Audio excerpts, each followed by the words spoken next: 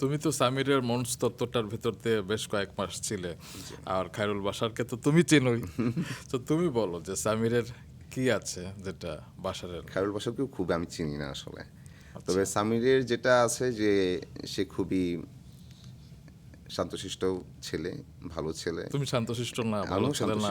আমিও শান্তশিষ্ট এবং সে খুবই আশাবাদী যে যা করবে ভালোই করবে, এটাও আমার সাথে মিলে যায়। তারপর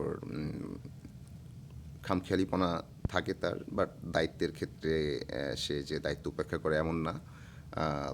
দায়িত্বশীলও, সময় মতো সে ঠিকঠাক দায়িত্বে এতই থাকে। দায়িত্বশীল ভাইয়ের প্রেমিকাকে বিয়ে করে ফেলে। হ্যাঁ, কি করবে বেচারা?